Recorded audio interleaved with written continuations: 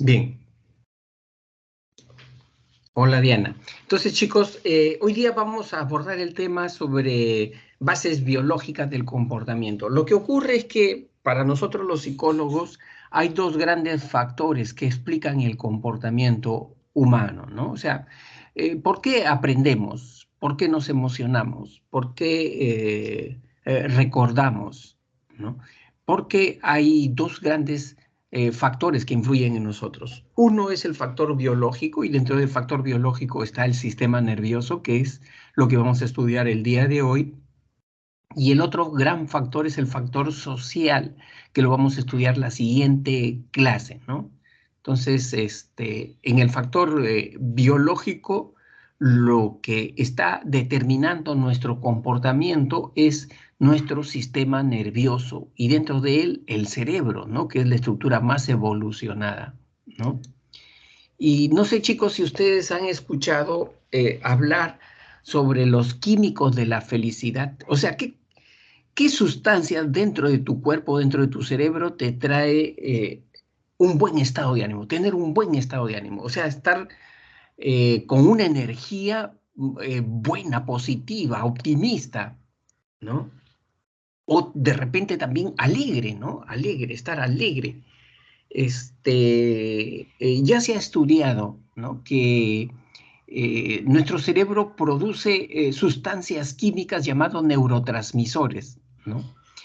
Y son más de 50 neurotransmisores, pero los neurotransmisores que nos producen felicidad, ¿no? Son cuatro, son cuatro. La dopamina, ¿no? Que es ese neurotransmisor que hace que nosotros nos encontremos eufóricos, que nos encontremos súper alegres, que saltemos de alegría, ¿no? Es porque tenemos bastante dopamina en el cerebro, ¿no? Escuchamos una buena noticia, una excelente noticia, uf, ¿no? Nos ponemos pues eufóricos con esa buena noticia, ¿no? Eh, Luego tenemos la oxitocina. La oxitocina es el neurotransmisor del afecto, de los vínculos afectivos. Y se presenta cuando nosotros sentimos ternura, cariño a otra persona, a mamá, ¿no? A papá, al hermanito pequeñito, ¿no? Y queremos abrazarlo, besarlo, apachurrarlo, ¿no? Es porque nuestro cerebro produce bastante oxitocina. Esta oxitocina la naturaleza sabiamente ha hecho, por ejemplo, que las mujeres parturientas, las mamás que dan a luz, produzcan bastante oxitocina. ¿Por qué?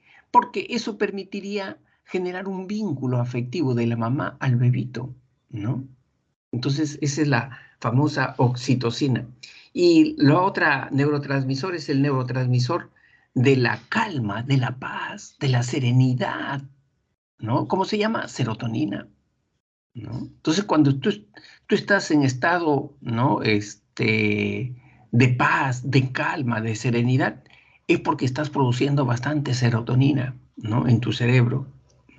Y luego tenemos el neurotransmisor llamado endorfina. Las endorfinas, chicos, son aquellos neurotransmisores que nos quita el malestar, ¿no? Nos quita el hambre, nos quita el sueño, ¿no? Y cuando nosotros producimos endorfina, cuando realizamos una actividad que nos causa a nosotros placer, gusto, satisfacción, ¿no? Por ejemplo, si tú tienes un hobby, tienes una pasión, ¿no? De repente el deporte, te gusta el fútbol, el vóley, ¿no? Puedes estar 2 horas, 3 horas jugando vóley, fútbol y no te cansas, no te cansas. ¿Por qué? Porque tu cerebro está produciendo bastantes endorfinas, ¿no? Esa persona que está profundamente enamorado, ¿no? También no tiene sueño, no tiene cansancio, no tiene hambre, ¿no? La endorfina te quita todos los malestares. Y eso es cuando estás en una actividad emocionalmente intensa, ¿no? Entonces, pues chicos, en conclusión, nuestro cerebro es un laboratorio, ¿no? No necesitas tomarte ningún psicofármaco, ninguna pastilla para mejorar tu estado de ánimo. Nuestro cerebro lo produce realizando algunas actividades como lo están señalando acá. Entonces, ahí está, ¿no es cierto?, la sabiduría de nuestro cerebro, ¿no? La complejidad de nuestro cerebro, ¿ya? Muy bien, entonces, el día de hoy, ¿qué vamos a abordar? El sistema nervioso central, el sistema nervioso periférico, el sistema límbico y por último el concepto de plasticidad cerebral. Cualquier duda que ustedes tengan a medida que yo voy leyendo y ustedes chequeando, ustedes tienen que ir chequeando con su cuadernillo para ver si el profesor se está ajustando a explicar los conceptos o está hablando sobre otros temas, ¿no? Porque a ustedes, cuando los evalúen, los van a evaluar en función del contenido de ese cuadernillo, ¿no? Entonces vayan chequeando también allí, ¿no? Entonces, empezamos, ¿no es cierto?, con el sistema nervioso. El sistema nervioso es el sistema más evolucionado que tenemos los seres humanos, ¿no? Es el que conecta con todos los demás sistemas, ¿no? Sistema endocrino, el sistema digestivo, el sistema respiratorio, ¿no? Es el sistema inmunológico, ¿no? Es el único sistema que recepciona, capta información, transforma esa información, da órdenes e integra información, ¿no? Y la unidad básica del sistema nervioso, como decir, chicos, el ladrillo del edificio del sistema nervioso, la unidad básica, se llama la célula, la neurona, ¿no? La neurona. Se sabe que en el sistema nervioso tenemos más de 100.000 millones de neuronas, ¿no?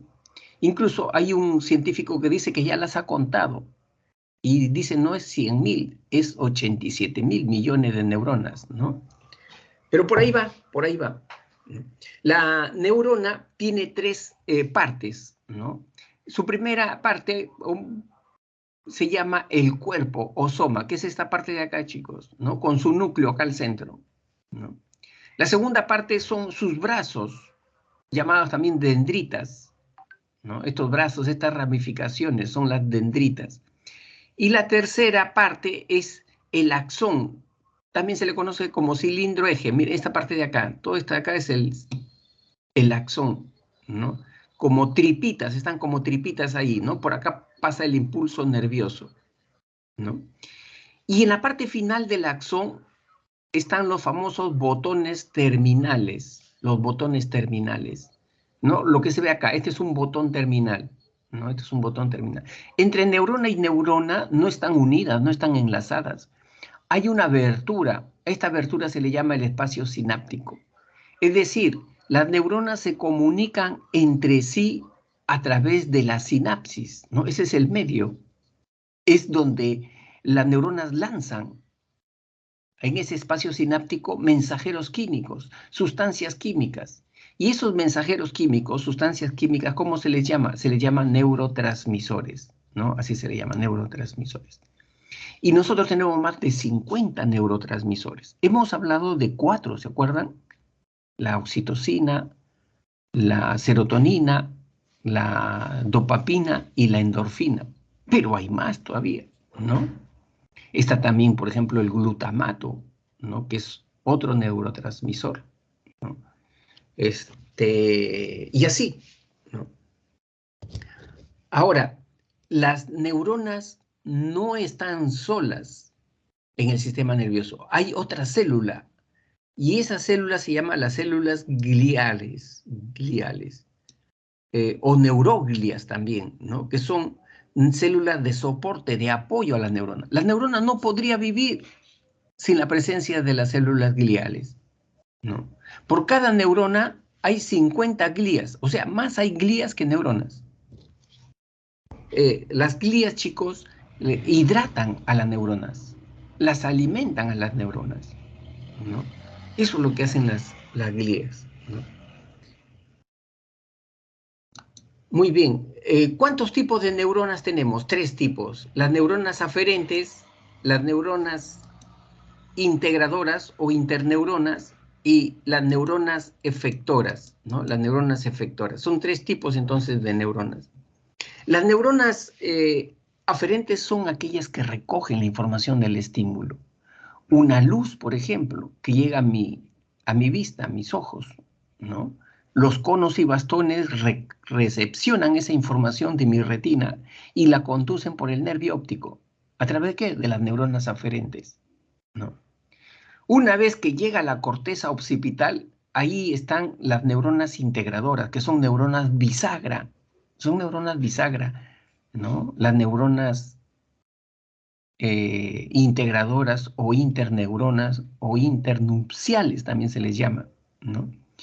Y de ahí le integran ¿con quién? Con la neurona efectora o motora. Entonces, la neurona motora o efectora lanza órdenes, ¿no? Para mover a la pupila, a la retina, moverla, ¿no? Quiero ver realmente de dónde procede esa luz, ¿no? Y muevo mis pupilas. Ahí ya está funcionando la neurona efectora o del movimiento, ¿no es cierto? Mover mi pupila para arriba, para abajo, a la izquierda, a la derecha, ¿no? Entonces, esa es son las tres neuronas, los tres tipos de neuronas que tenemos, ¿no? Ahora, ¿cuál es la estructura del sistema nervioso? Cualquier duda, chicos, yo los estoy leyendo, ¿ya? No tengan ningún recelo de hacer sus preguntas. Teniendo en cuenta que acá, en esta aula, ¿cuántos hay? A ver, hay 57 alumnos, ¿no? O sea, buena cantidad de alumnos. Entonces, se espera que haya buena participación también, ¿no? Entonces, a ver, vamos a ver.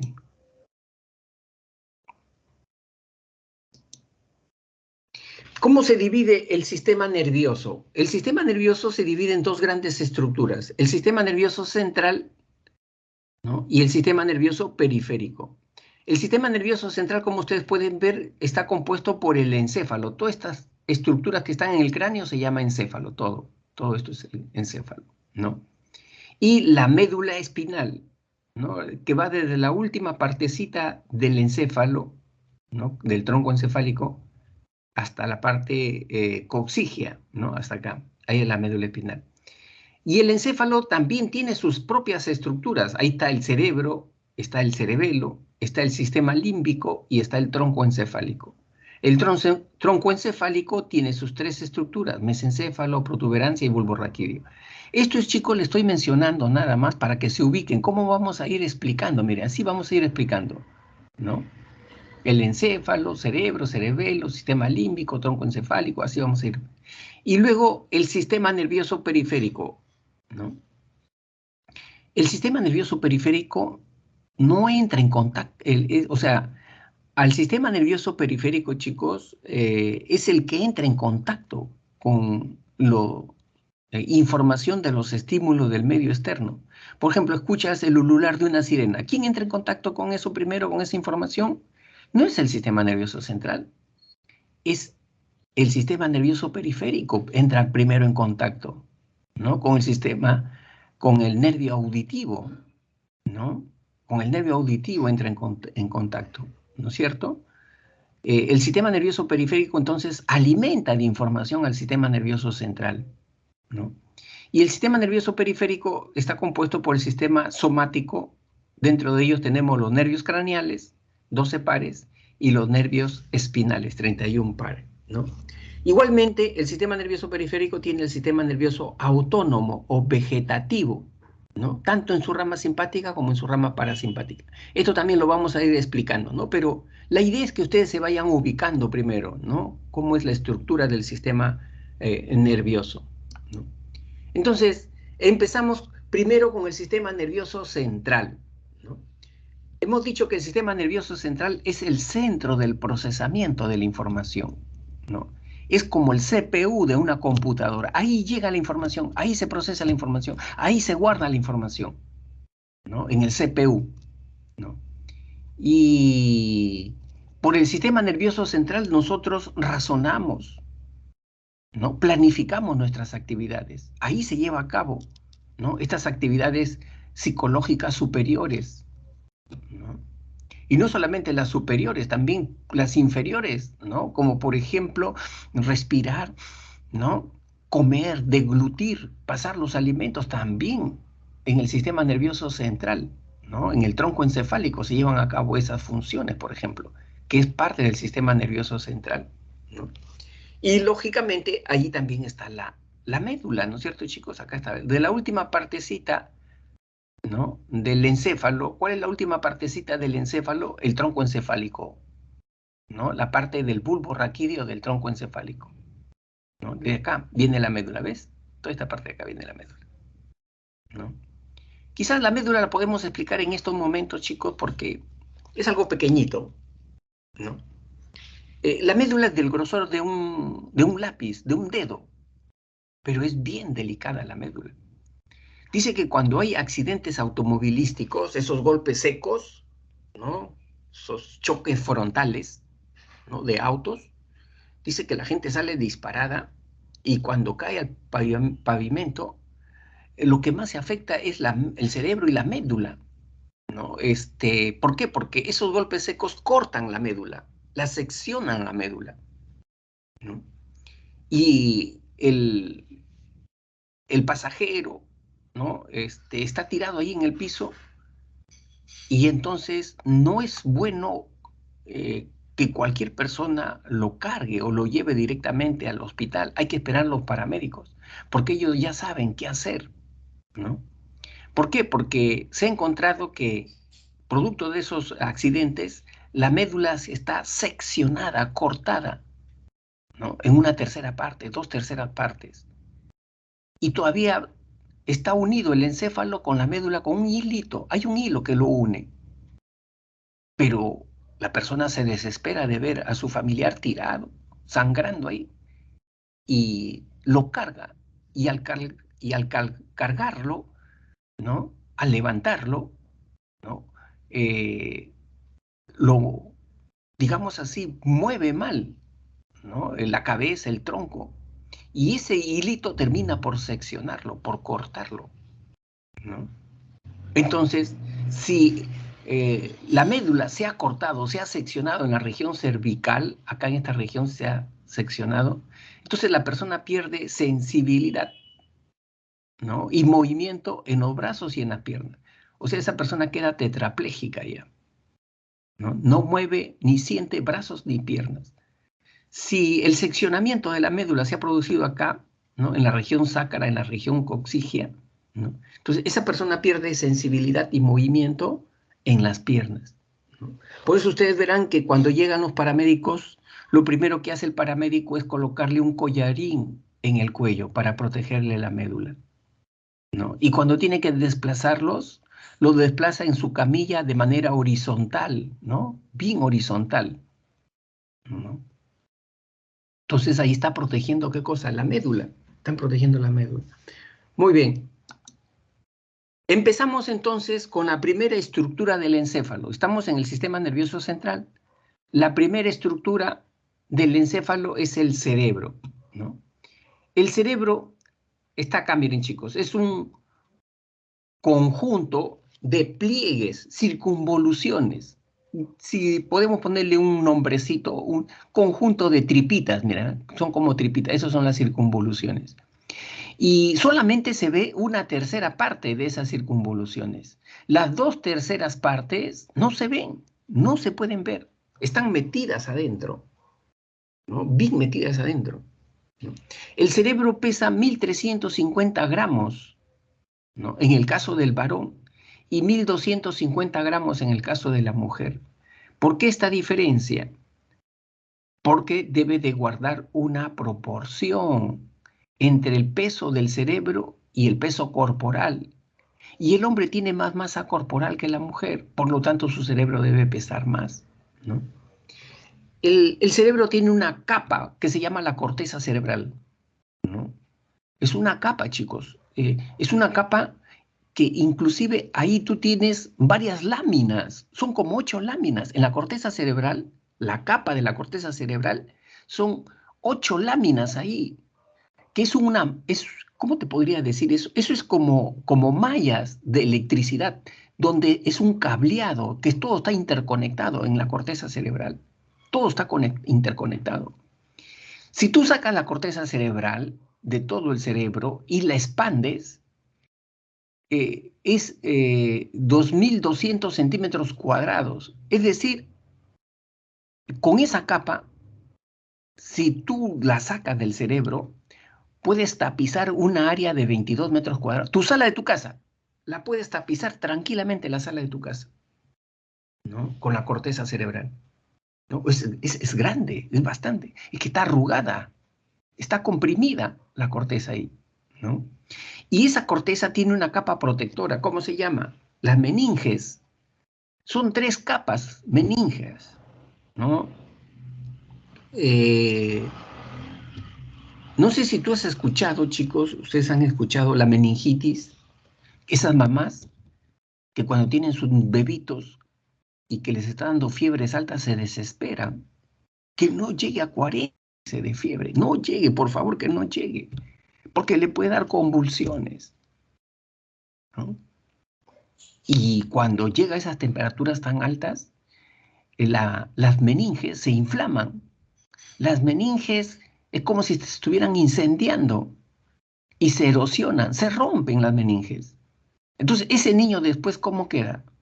Ciego, sordo, paralítico, ¿no? Por eso es el peligro de las fiebres altas, ¿no? Muy bien. Entonces, este es el famoso... El cerebro, dicen chicos, que es... no siente dolor. O sea, se puede operar a una persona tajo abierto, ¿no? No tiene receptores del dolor el mismo cerebro. ¿Ya?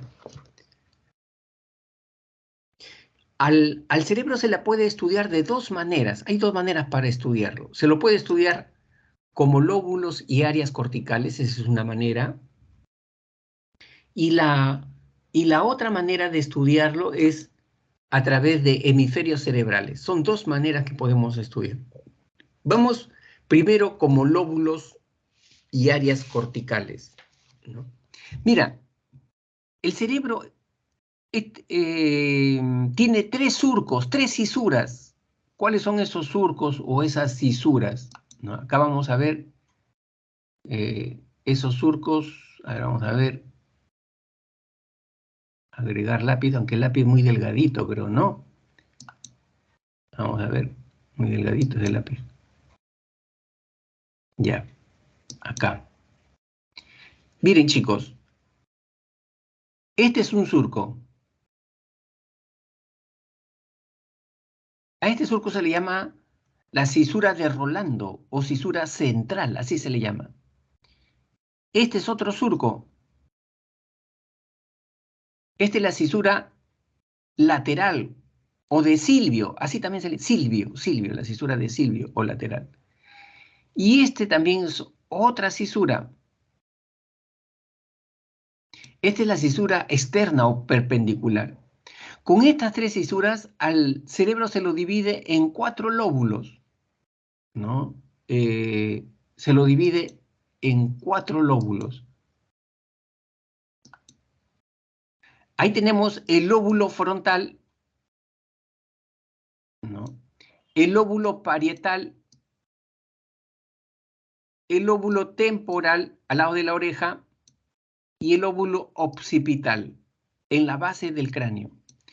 A nosotros nos interesa conocer algunas áreas, no todas, porque no se va a estudiar medicina, ¿no? Ni neurología, ni psiquiatría. Nos interesa solamente... Hay un neurólogo famoso, Brodmann, así se llama el neurólogo Brodmann, ha cartografiado ya todo el cerebro y ha encontrado, ¿sabes cuántas áreas? 54 áreas. A nosotros no nos interesa estudiar las 54 áreas, solamente algunas áreas que son importantes y necesitamos que todo estudiante universitario con una cultura media identifique esas áreas, ¿no? No cuando le van a hablar le van a decir, oye, ¿y el área de Broca? ¿Broca? ¿Qué cosa es del taladro, la Broca, eso? No, hay un área del cerebro que se llama área de Broca. O sea, el estudiante universitario ya tiene que saber de qué se está hablando, ¿no? ¿Cómo se llama eso? Cultura, cultura. Entonces, vamos primero, chicos, por el lóbulo frontal. Vamos explicando por el lóbulo frontal. Acá, adyacente a la cisura de Rolando, pero para el lado frontal, hay una área. Este es el área motora. Miren esta parte verdecita que ven ustedes acá. Es el área motora. ¿De qué se encarga? De controlar los movimientos voluntarios. Cuando, por ejemplo, tú caminas, cuando tú te levantas de tu asiento, de acá sale la orden del área motora, ¿no? A esto también se le conoce con el nombre de homúnculo de Penfield motor. ¿Por qué? Porque Penfield lo descubrió, ¿no? Y esto es como si acá hubiera un hombrecito, por eso se le llama homúnculo. Homúnculo es un hombrecito imaginario, ¿no? Acá hay un hombrecito echado. Hay un hombrecito echado acá. Un hombrecito imaginario echado. ¿Qué pasa si una bala entra al cerebro y se aloja en este segmento de acá? Acá se aloja la bala. Dice que esa persona ya no puede mover su mano derecha, ya no la mueve, ¿no? Si lesiona toda esta parte de acá, ya no mueve el brazo derecho, ¿no? Si lesiona esta parte de acá, ya no mueve la pierna izquierda, ya no la mueve. ¿Por qué? Porque esta área motora tiene una distribución somatotópica. Eso lo descubrió Penfield, ¿no? Por eso que esto lo van a poder visualizar mejor acá, mire, ¿no? Acá.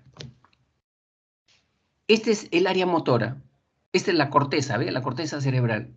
Por ejemplo, acá, ¿no es cierto? Si la bala entra acá, ¿qué se atrofia? El movimiento de tobillos y dedos. Acá, caderas y rodillas. Acá, hombro, tronco, codo. ¿Ve cómo se va distribuyendo? ¿No? Y esto se sabe, chicos, desde la Segunda Guerra Mundial, cuando a los hospitales ingresaban soldados con balas alojadas en el cerebro y veían el efecto del daño que producía eso, ¿ya? Entonces, ese es el área motora. Ahí en el lóbulo frontal también hay una área, que este es el área de Exner, ¿no? Área de Exner. Y se encarga de lo que es la escritura. El profesor está explicando y ustedes están escribiendo, ¿no? Están escribiendo ahí. ¿Dónde sale la orden? De acá, del área de Exner, ¿no? Para todo lo que es el lenguaje escrito. Acá también hay una área, esta área, miren de acá, este es el área de Broca, ¿no? Se encarga del lenguaje expresivo, del lenguaje articulado. En mi caso, que yo estoy hablando, mi área de Broca está activa, ¿no? Es el lenguaje expresivo, articulado. En el lóbulo frontal también hay otra área, miren, esta área que está un poquito amarillenta, ¿no? Esta parte de acá. Esta parte se llama el área prefrontal de la frente, lo que está en la frente. Y es el área más evolucionada que tenemos nosotros, ¿no? Acá se procesan las funciones psicológicas superiores, el razonamiento, la inteligencia, la planificación, se procesa acá. Acá se procesa también, chicos, la personalidad. ¿Quién soy yo? ¿Quién soy yo? ¿Qué cosa quiero ser en esta vida? ¿No? Se procesa en el área prefrontal, ¿no? Las actitudes éticas, cuando uno se evalúa y dice, ¿me estaré preparando a conciencia en la pre o no me estoy preparando a conciencia acá en la pre? ¿Dónde crees que se procesa ese tipo de interrogantes? En el área prefrontal, ¿no? Esta área prefrontal solamente lo tienen los Homo sapiens, nosotros. ¿Tú crees que el mono, el orangután, tiene área prefrontal? No tiene. Ellos, su cerebro es así, miren chicos, es chato, plano, ¿no? Así, chato, plano. Nosotros le ganamos porque tenemos esto, ¿no? Entonces, ese es el área prefrontal. Luego, en el lóbulo parietal, ya pasamos al lóbulo parietal, adyacente a la cisura de Rolando, pero para el lado parietal hay un área, esta área de acá, que es un color un poquito turquesa, ¿no? Ese se llama el área somatosensorial o homúnculo de Penfield sensorial, porque Penfield también lo descubrió. ¿De qué se encarga? Acá se procesa sensaciones, la temperatura, hace mucho frío, hace mucha calor. ¿Dónde se procesa acá? Te tocan el brazo, te tocan la mano cuando te saludan y te están presionando muy fuerte. ¿Dónde crees que lo procesas? Acá se procesa. Y acá también el área somatosensorial tiene la distribución somatotópica como si hubiera allí un homúnculo, un hombrecito imaginario, pero para las sensaciones, solamente para las sensaciones, ¿no? Es decir, si ingresa una bala acá, se aloja la bala acá, yo ya no siento, me agarran la mano con fuerza, me chancan la mano y yo ya no siento ya, ¿no? Ya no siento, ¿no? De acá, por eso que ustedes acá ven, ¿no es cierto? Este es para el área motora, la distribución somatotópica, y este para el área sensorial, ¿no? Entonces, ahí está.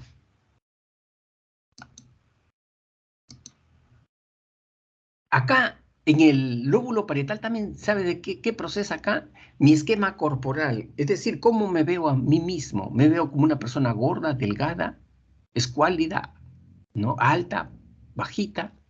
Es el esquema corporal. El lóbulo parietal también, ¿sabes qué procesa? Percepción tridimensional. Es decir, yo cuando vierto, ¿no es cierto?, de la jarra al vaso, un líquido, yo calculo, yo no derramo, ¿no? ¿Quién te permite decir, hasta acá nomás, ya estás vaciando el líquido, ¿no? Si no, después vas a derramar, ¿no? En el lóbulo parietal, percepción tridimensional. Cuando te preguntan, ¿y en este salón cuántos alumnos ingresan cómodamente sentados? Mira, acá no entran más de 20 con sus sillas, no entran más de 20. ¿Dónde crees que has procesado, no, esa información? En el lóbulo parietal.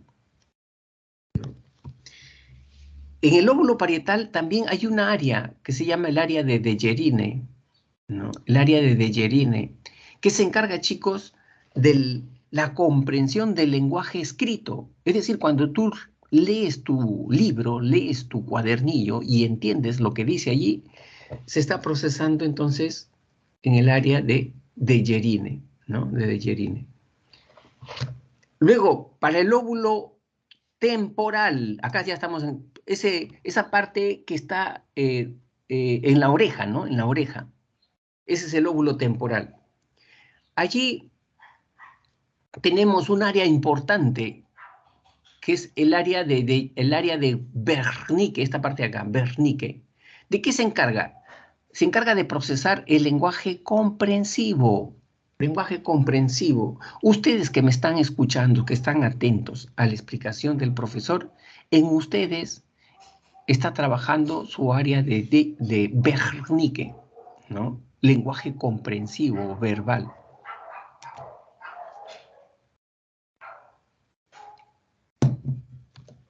En el lóbulo temporal también sabe de qué se encarga de la función mnésica, o sea, memoria. ¿Dónde crees que tienes tanta información académica? ¿Cuántos viajes realizó Cristóbal Colón?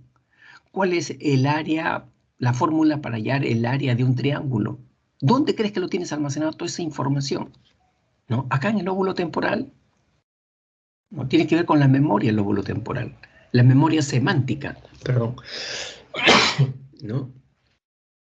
El lóbulo temporal también se encarga de la percepción auditiva, o sea, identificar a un objeto por su sonido. Se cae un objeto al piso, ¿no? Y tú dices, es una moneda la que se ha caído. Ah, no, no, no, es las llaves que la que se ha caído, ¿no? O sea, reconoces tú ese estímulo. ¿Por qué? Por el lóbulo temporal. El lóbulo temporal también se encarga, ¿sabes qué? De las motivaciones básicas, hambre, sed, sueño, también tiene que ver con eso el lóbulo temporal. Y finalmente, el lóbulo occipital, la base del cerebro, ¿no? Acá, el lóbulo occipital solamente interesa saber que procesa todo lo que es información visual, ¿no? Es decir, acá yo proceso formas, colores, movimiento, ¿no? Eso es lo que se procesa en el lóbulo occipital. Bueno, entonces, ahí están pues las principales áreas de los lóbulos corticales, ¿no? Ahora, yo quiero estudiar al cerebro de otra manera. Quiero estudiarlo como hemisferio cerebral. Entonces yo hago un corte sagital por en medio de mi cráneo, abro el cráneo, ¿y qué cosa voy a encontrar dentro del cráneo? Voy a encontrar dos cerebros, ¿no? Dos cerebros. Eh, estructuralmente, estructuralmente son iguales, el mismo tamaño, ¿no? El mismo color, la misma textura, estructuralmente, pero funcionalmente son diferentes, ¿no? Procesan información especializada cada uno. Ellos no se pelean como dos hermanitos, ¿no? Los hermanitos en casa se pelean. Oye, te toca a ti lavar los platos. No, no, no, yo ya lavé ayer ya, ¿no? A ti te toca, ¿no? Los hermanitos pelean, ¿no? Por las tareas. Te toca barrer la casa, ¿no? En cambio, ellos no pelean. Ellos ya saben cuál es su función, cuál es su tarea, ¿no? Y hay un neurólogo famoso, Robert Sperry, que en 1980 descubrió estas funciones. Por eso que él ganó el Premio Nobel de Medicina en esa época, ¿no? Entonces, ¿de qué se encarga el hemisferio izquierdo? El hemisferio izquierdo, chicos, se encarga de lo que es el razonamiento, el lenguaje verbal. De eso se encarga el hemisferio izquierdo, ¿no? Por ejemplo, tú estás procesando la información que yo te estoy dando, ¿verdad? ¿Tú dónde crees que procesas eso? En el hemisferio izquierdo, acá lo estás procesando. Todo lo que es lenguaje verbal, ¿no? En cambio, el hemisferio derecho procesa el lenguaje no verbal, ¿no? El lenguaje no verbal, tú mismo lo conoces, tiene que ver con procesar gestos, señales, muecas, ¿no? Por ejemplo, tú puedes mirar al profesor de psicología y dirás, ¿parece cansado el profesor o está con ganas de seguir con la clase? O sea, tú mirando el rostro de las personas, ¿no? Puedes entender si esa persona está aburrida, si esa persona está motivada, ¿no? ¿Quién crees que procesa la información no verbal, del lenguaje no verbal, ¿no? El hemisferio derecho, el hemisferio derecho. Cuando tu compañero en una conversación, ¿no? Te guiña el ojo, ¿no? Ya te guiñó el ojo, ¿no? Entonces tú rápido lo entiendes. Ah, quiere que me quede callado, que ya no siga hablando. ¿Quién crees que lo ha procesado? Hemisferio derecho, ¿no? Entonces no se pelean ellos, no se pelean, ¿no? El hemisferio izquierdo tiene que ver con la lógica, la matemática. Por eso se le llama el hemisferio científico al hemisferio izquierdo. En cambio, el hemisferio derecho tiene que ver con la intuición, el arte, la imaginación, ¿no? Por eso se le llama el hemisferio artístico al hemisferio derecho, ¿no? Por ejemplo, un alumno dirá, yo creo que una pregunta me va a venir en el primer examen de la pre sobre hemisferios. ¿Cómo ha llegado a esa conclusión? No sé, no sé, pero me parece que sí, una pregunta va a venir. Mi corazonada, mi sexto sentido me dice que una pregunta va a venir sobre esto. ¿Cómo llegaste tú a esa idea? Por el hemisferio derecho. El hemisferio derecho te da esa información, intuición, presentimientos, corazonadas, ¿no? Parece que hoy en la tarde va a haber temblor. ¿Cómo llegó a esa? No sé, pero va a haber temblor, ¿no? Ese es el hemisferio derecho, hemisferio intuitivo. Justamente por estas características, también al hemisferio derecho se le ha llamado el hemisferio femenino y al hemisferio izquierdo el hemisferio masculino. ¿Por qué? Porque en términos generales dicen que las chicas, las mujeres, tienen más desarrolladas estas capacidades que nosotros los varones. Tú le presentas una persona a una chica, a una mujer, y dice que la mujer lo escanea de pies a cabeza. le pasa a su escáner y en 10, 15 segundos ya tiene una apreciación sobre esa persona. O sea, en 10, 15 segundos ya tiene una radiografía sobre esa persona. Incluso hay chicas más intuitivas que otras. No solamente tienen una radiografía, sino tienen una tomografía axial computarizada sobre esa persona. Ya saben las negras intenciones que tiene esa persona, con mirarlo nomás. ¿Por qué? Porque son intuitivas, ¿no? En cambio, dice que nosotros los varones no prestamos mucha atención a esas señales, ¿no? ¿Por qué? Porque habemos hombres que somos torpes, incluso algunos torpes a la n potencia, ¿no? Al cubo. ¿Por qué? Porque habemos varones que sabemos que una de nuestras amigas tiene problemas personales, familiares, vamos a visitar a su casa, le encontramos llorando y todavía le preguntamos, ¿qué? ¿Estás llorando? La amiga está que bota borbotones de lágrimas y todavía le preguntamos si es que está llorando. ¿Cómo se llama eso? Torpeza. Esa es torpeza, ¿no? ¿Por qué? Porque los varones no nos damos cuenta de eso, ¿no? Muy bien. El hemisferio izquierdo, chicos, tiene que ver con el pensamiento analítico.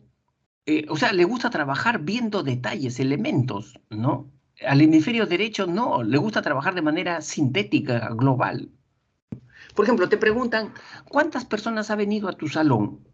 ¿No? El hemisferio izquierdo, ¿sabes cómo responde el hemisferio izquierdo? Dice, mira, ¿sabes qué? No ha venido Rosa, María ni José, no han venido. Pero sí está presente Ricardo, Luis, ¿no? Y Alfonso, están presentes. O sea, ve elementos, ve elementos. Así trabaja el hemisferio izquierdo. En cambio, el hemisferio derecho trabaja de manera sintética, global. ¿Qué cosa dice el hemisferio derecho? ¿Sabes qué? Una cuarta parte de mi salón no ha venido. Las tres cuartas partes sí ha venido, ¿no? O sea, ves en sentido global, ¿no? Eso es hemisferio derecho, ¿no? Igual tú puedes ver, ¿no? Hay personas que les encanta estar en modo hemisferio izquierdo y hay otras personas que les encanta estar en modo hemisferio derecho, ¿no? Su compañera va a una entrevista de trabajo o con el enamorado, ¿no? Y cuando regresa de esa entrevista, ¿no? La persona, su amiga, le dice, ¿qué te pasó? ¿Qué te dijo? ¿No? ¿Cómo estaba vestido? O sea, de un encuentro de 5 minutos o de 3 minutos quiere que le hagan una película, ¿no? Una película que le cuenten todo. O sea, bastante análisis, ¿no? Bastante detalles. En cambio, hay otras personas en modo hemisferio derecho, ¿qué cosa te dicen? Ya, ¿cuál fue el resultado? ¿Ingresaste? ¿Te aceptó? No me venga con tanto palabreo. ¿Cuál fue el resultado final? ¿No? Está en modo. ¿En qué modo está ahí, chicos? A ver, ¿en qué modo está ahí? ¿Me están siguiendo o no me están siguiendo? Yo creo que estoy hablando como loco acá, ¿no? Cuando, eh, ¿no es cierto, Rosita? Excelente, Rosita. Claro, está en modo hemisferio derecho, está en modo hemisferio derecho. Cuando dice, una persona se va al, eh, se va al campo, se va al bosque, ¿no? Si la persona está en modo hemisferio izquierdo, esa persona comienza a ver cada árbol, cada plantita, cada hojita, cada, la corteza del tronco de ese árbol, ¿no? Se mete en los detalles, ¿no? En los detalles, hemisferio izquierdo. Pero si esa persona, ¿no? Mira la silueta que se forman con la copa de los árboles, ¿no? ¿Qué silueta tiene la copa de esos árboles? Esa persona está en modo hemisferio derecho, está viendo de manera global, ¿ya? Eh, el hemisferio izquierdo controla el hemicuerpo derecho, ¿no? Controla brazo, pierna derecha. El hemisferio derecho controla el hemicuerpo izquierdo. ¿Por qué? Porque tenemos vías cruzadas, ¿no? El hemisferio izquierdo procesa información de manera secuencial, paso a paso, una sola cosa a la vez. Cuando tú dices, Termina mi clase, almuerzo, cojo este cuaderno, después a las 4 cojo el otro, del otro cuaderno del otro curso, ¿no? Y vas viendo la secuencia de las actividades que tienes que ir realizando, ¿no? ¿Quién está trabajando ahí? Hemisferio izquierdo. En cambio, el hemisferio derecho le gusta trabajar de manera paralela, simultánea, ¿no? Es como cuando tú te pones a estudiar, ¿no es cierto? Y con el rabillo del ojo estás mirando qué cosas están haciendo al fondo, tu papá, tu hermanito, ¿no? Te pones a estudiar y estás mirando lo que está haciendo, lo que está pasando en la televisión ahí, ¿no? O sea, al hemisferio derecho le gusta trabajar de manera paralela, simultánea, haciendo varias cosas a la vez, ¿no? Y acá una vez más se comprueba que el hemisferio derecho es el hemisferio femenino y el hemisferio izquierdo es el hemisferio masculino, porque las chicas pueden hacer 2 o 3 cosas a la vez, simultáneamente, ¿no? Cuando se reúnen 5 o 6 chicas a conversar, dice que las 5 quieren hablar a la vez. Siempre tienen algo que decir las chicas, ¿no? En cambio, cuando se reúnen 5 o 6 varones a conversar, nosotros somos más secuenciales, rígidos, parametrados. Ya, habla tú. Si otro quiere intervenir, un ratito, pues déjalo que primero él hable y después tú dices lo que tienes que decir, ¿no? Así nos gusta conversar a nosotros los varones, rígidos, parametrados, secuenciales. En cambio, las mujeres dice, las 5 quieren hablar. Y lo sorprendente no es que las 5 quieren hablar o hablan, sino que las 5 se entienden, ¿no? ¿Por qué? Porque tienen esta capacidad de trabajar de manera simultánea y paralela, ¿no? Bien, esto ya lo hemos explicado, ¿no? El córtex somatosensorial, ¿no? Y el motor. Luego tenemos el cerebelo. Miren, este es el cerebelo, chicos. También se le conoce como el árbol de la vida, ¿no? Esta parte de acá, el cerebelo, al lado del tronco encefálico. El cerebelo se encarga de darle armonía, precisión a nuestros movimientos voluntarios. ¿Por qué yo cuando cojo un lapicero, un borrador, me voy al borrador, al lapicero? No me voy a los costados. Realizo ese movimiento con precisión por mi cerebelo. Si mi cerebelo estuviera lesionado, yo sería, ¿sabes cómo sería mi cuerpo? Como una gelatina, ¿no? Así, como una gelatina, ¿no? Entonces, el cerebelo da equilibrio a mis movimientos, da armonía, precisión a mis movimientos, ¿no? Eso es lo que hace el cerebelo, ¿no? El cerebelo está en todo su esplendor cuando hacen pues esas, ¿se acuerdan, chicos? Esas danzas, ¿no? La gimnasia, ¿no? Que el baile del cisne, por ejemplo, el baile del cisne, ¿no? ¿Qué tal precisión, armonía, ¿no? ¿No? El cerebelo. Luego tenemos el tronco encefálico. Esta parte de acá, miren, es el tronco encefálico. Toda esta parte de acá, ¿no? Toda esta parte de acá es el tronco encefálico. Y el tronco encefálico, ya hemos dicho, tiene 3 partes, ¿no es cierto? El mesencéfalo, la protuberancia y el bulbo raquídeo, la última partecita, el bulbo raquídeo. ¿De qué se encarga el tronco encefálico? Se encarga de las funciones básicas, respirar, deglutir, pasar alimentos, ¿no? Funciones que muchas veces se le considera como funciones instintivas, ¿no? A este cerebro también metafóricamente se le conoce como el cerebro del reptil, porque la boa, el cocodrilo, lo único de cerebro que tienen es esto, tronco encefálico, no tienen más. ¿Y cómo piensa este cerebro, el cerebro reptiliano, ¿no? Piensa vivir, ¿no es cierto? O morir. O yo te como o tú me comes. Así piensa, ¿no? Así piensa. O sea, reacciones instintivas de supervivencia, ¿no?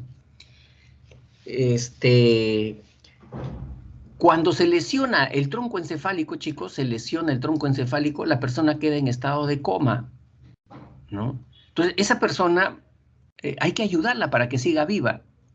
Hay que darle el alimento por sonda, se le alimenta por sonda.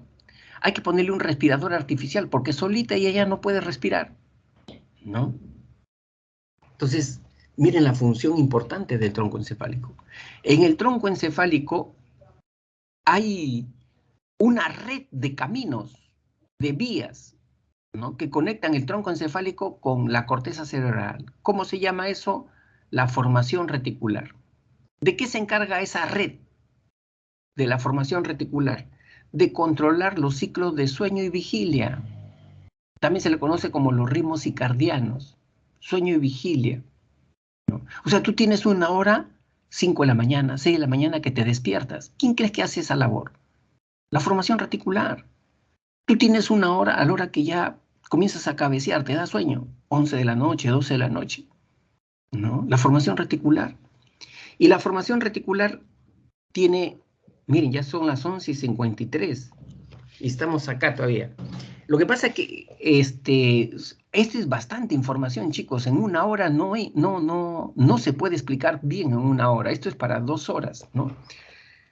Bueno, voy a avanzar porque hasta las 12, ¿ya? Hasta las 12 voy a avanzar más rápido, ¿ya? Entonces, la formación reticular tiene 2 vías, ¿no? Una vía que se llama sistema activador reticular ascendente, SARA, que va desde el tronco encefálico hasta la corteza cerebral, ¿no? Así va. Y es como cuando te levantas, 5 de la mañana, primero estás durmiendo, luego estás somnoliento, luego estás en alerta y luego estás en lucidez. Es como si se prendieran foquitos acá en la corteza cerebral. Comienzan a prenderse foquitos, ¿no? Para estar lúcido, para estar ya pensando, reflexionando, ¿no? Ese es el SARA, ¿no? Pero también hay otra vía, el sistema activador reticular descendente, cuando la información viaja de la corteza al tronco encefálico.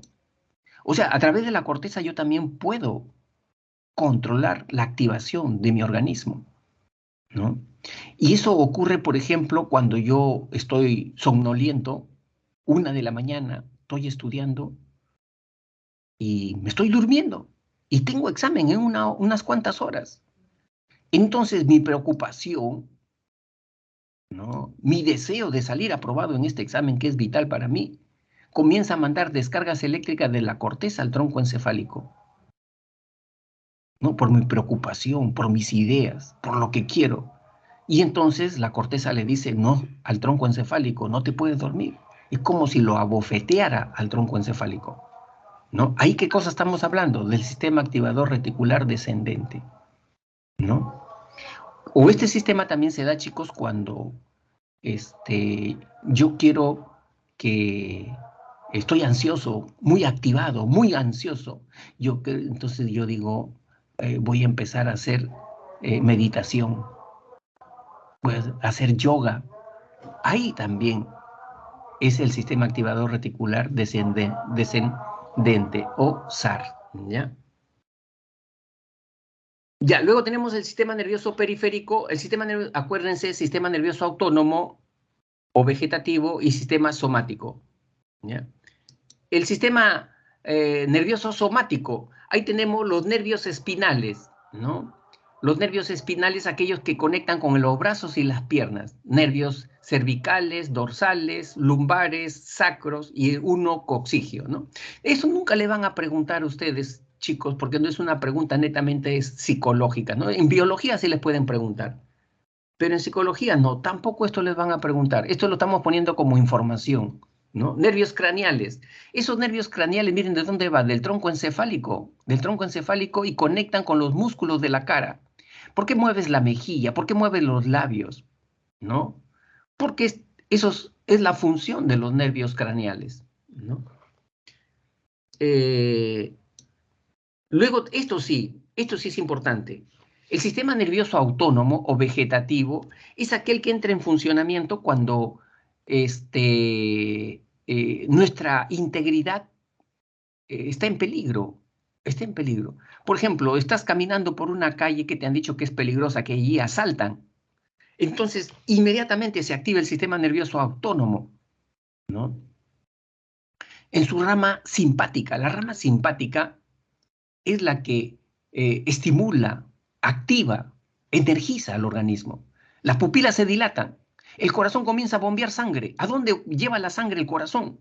A las piernas, a los pies, para que estés listo para correr cualquier emergencia, ¿no? Los músculos se ponen tensos. Eso hace la rama simpática. La pupila se dilata para ver más peligro. ¿De ese pórtico de ahí no saldrá una persona a atacarme? ¿No? O sea, estás a 1000 por hora, ¿no? Eso hace la rama simpática. Pero como no puedes vivir frenéticamente en estado activado, para eso existe la otra rama, la rama parasimpática. Y la rama parasimpática relaja, inhibe, tranquiliza, ¿no? En la misma respiración, chicos, cuando uno respira, está presente las dos ramas, la simpática, tomar aire, te energiza, ¿no? La rama parasimpática te relaja, exhalar. Esa es la rama parasimpática. Por eso a las personas nerviosas lo primero que les enseñan es a respirar, ¿no? A controlar su sistema nervioso autónomo para que no estén tan activados. Luego tenemos el sistema límbico. El sistema límbico es el cerebro de los mamíferos, ese cerebro que tiene el perro, la rata, el gato. Lo compartimos nosotros, ese cerebro. ¿Por qué? Porque con ese cerebro nosotros tenemos emociones. Con ese cerebro nosotros aprendemos, tenemos memoria. La rata es inteligente. ¿Por qué? Porque tiene sistema límbico, igual como nosotros. ¿Cuáles son Miren, estas son las estructuras del sistema límbico. Todo lo que está en verde por acá, ¿no es cierto? Son limbus, quiere decir borde, están al borde de la corteza, ¿no? Ahí tenemos el hipotálamo. El hipotálamo es la estructura de la homeostasis, del equilibrio interno. Hace mucha calor. El hipotálamo detectó ya la calor en nuestro cuerpo. Inmediatamente manda órdenes para que el cuerpo comience a transpirar. ¿Y para qué transpira? Para que se enfríe el cuerpo. ¿Cómo se llama eso? Homeostasis, equilibrio, ¿no? Luego tenemos la amígdala. Acá está. La amígdala es el centro del procesamiento emocional. ¿Por qué yo tengo miedo, cólera, rabia, tristeza? Porque tengo amígdala. Si yo me cortaran la amígdala, chicos, ya yo sería un objeto, una cosa. Donde me pongan, yo no me muevo. ¿Por qué? Porque no sentiría agrado, desagrado, preferencias, simpatías. Todos mis amigos serían igual para mí. ¿Igual que qué? Igual que una carpeta. Porque no tengo amígdala, ¿no? Y el hipocampo es la estructura de los recuerdos, ¿no? Me da información sobre recuerdos de tipo emocional. Por ejemplo, mi hipocampo me dice, mira, ¿sabes qué, Víctor? La semana pasada, de esas 3 casas antes de tu casa salió un perro bravo, casi te muerde. Cuidado, estás pasando nuevamente por ahí, ¿no? ¿Quién hace te da esa información? El hipocampo te da información contextual. ¿Dónde ocurrió ese hecho, ese evento? ¿Dónde abrazaste a esa persona por Año Nuevo? ¿Fue en tu sala? ¿Fue en la calle? ¿En el pasadizo? ¿No? Eso hace el hipocampo. Y el tálamo es la estructura de relevo sensorial. Toda la información visual, auditiva, táctil llega al tálamo y el tálamo ya reparte esa información, o bien a la corteza o bien al sistema límbico, ¿no? Ya hemos hablado de la amígdala, chicos, ya hemos hablado de la amígdala. Y el concepto de plasticidad cerebral se refiere a esa capacidad que nuestro cerebro no es, el cerebro, chicos, no es como un... Es decir, si nosotros realizamos actividades que tienen que ver con el razonamiento, se desarrolla más nuestra área prefrontal, ¿no? Si nosotros realizamos actividades que tienen que ver con la música, se desarrollan más las áreas que tienen que ver con la música en el cerebro, ¿no? Muy bien. Luego tenemos ya las preguntas, ¿no?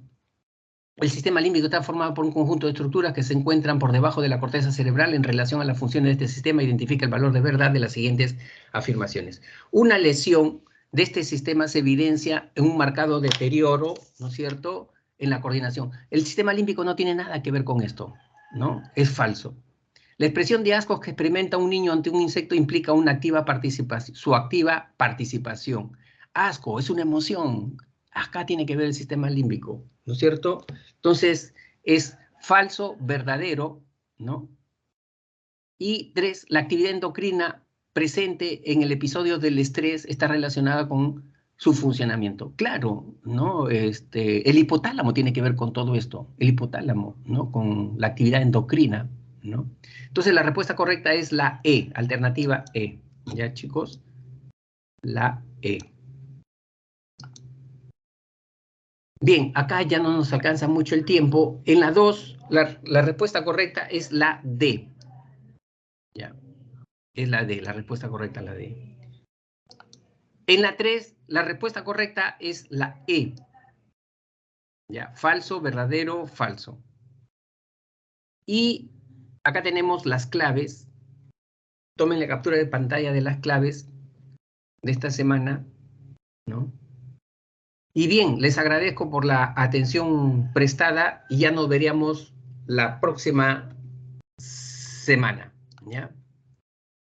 Me despido entonces. Chao, nos vemos.